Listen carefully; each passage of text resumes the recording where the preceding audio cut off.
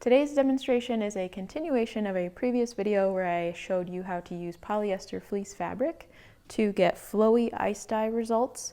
So I have learned several things since then, and I am just fine-tuning my process and showing you what I'm doing. I also go on a little bit of a tangent about pre-soaking versus sprinkling soda ash with geode tie-dye, but let me know what your questions are based on what you see so that I can answer them in the next video. These are my favorite bins right now. Let's see, it's just called Wire Basket Matte Black from Whitmore. All right, what do I have today? I've got some Gildan Bella and Canvas 3XL. So I don't know if I'm actually gonna dye all these shirts, but I'm gonna go throw them in the bin. So this is 2 layers polyester fleece. I realized I dyed 6 geode style tied shirts a couple days ago. I pre-soaked them. I forgot that I needed to soak them without soda ash. They need to be damp to make the crisp white lines. I want to have a light black shadowing effect next to the white lines, and in order to do that I put the black on top of the shirt, then I use ice, and then I put colors because the ice will wash through to make the black look more blurry and creamy. But when it's soaked in soda ash beforehand, the black is reacting too fast. And I want to wash the black through the shirt a little bit before the soda ash starts to make it set. If you sprinkle on the soda ash on top of the ice, then it takes longer. As people will complain, sprinkling is not as efficient at getting the soda ash dissolved and into the shirt as pre-dissolving it in water and soaking the shirt in that. But that's the reason why I do it, because I want the dye to move into the shirt a little bit. The soda ash does its job too well, and then we just get dye that lands on the fabric and sticks there and doesn't want to move anymore. So that was a lot of time spent talking about that. Okay, let's go. This is one of the ways that having the spin dryer down here is really convenient. It's my washer and dryer in my house, which I'm grateful to have in my house, are all the way upstairs. It's quite a ways away. I've had this for a lot longer than I've had the ice machine. So I haven't tried any other brands, but this works fine. I think the annoying part at the beginning was figuring out how to get it balanced, because it's hard to spin just one thing if it's just bulky. You have to maybe have something on hand to just stick in there as a placeholder to balance it. And sometimes to get it started, getting momentum, I need to hold it a little bit so that it can get up to speed. But after learning those little tricks, it's very easy now. And I'm gonna spin out some of these shirts. So I'm gonna experiment with more colors. And I'm gonna experiment with not putting dye over the entire thing. I'm gonna have an incline, so I'm gonna put the dye at the top of the incline and let it kind of flow down the shirt. So there we go. Chill. Once it starts to get some of the moisture out, then it usually is fine. Alrighty then. I got all my lighting overhead. I should get some of my lights and put them along the walls like this. That would make for some really pretty effects. Trying to increase the production value around here.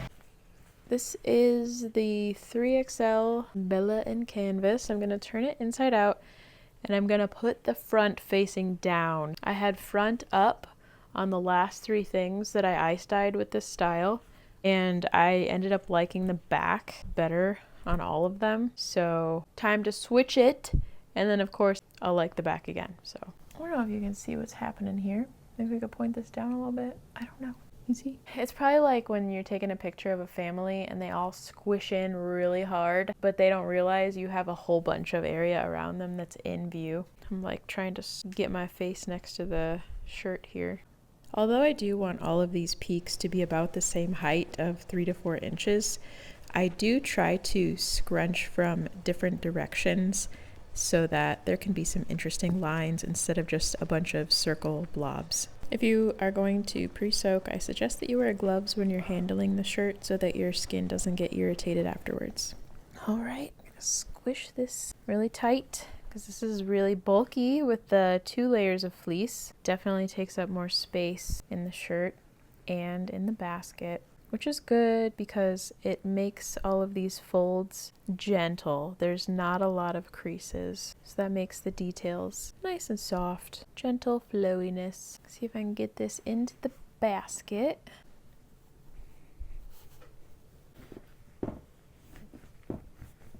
As you can see, this is really packed in there tight. So you're not gonna have dye getting between these peaks. It's gonna have to flow into those valleys. It's not gonna bypass. Anyway, we'll see what it looks like later. Maybe I'll just go ahead and dye this one, and this video can just be about this shirt. That's probably the best way to go about that, because I just finished 6 geode shirts and I recorded all of that, I think. And now I'm like, that's a lot to go a reveal on. Maybe I'm not gonna do it. So we'll just do one shirt to keep it simple.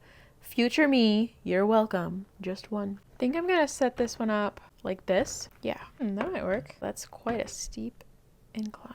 We'll see what's happening here. Legos. Legos for the win.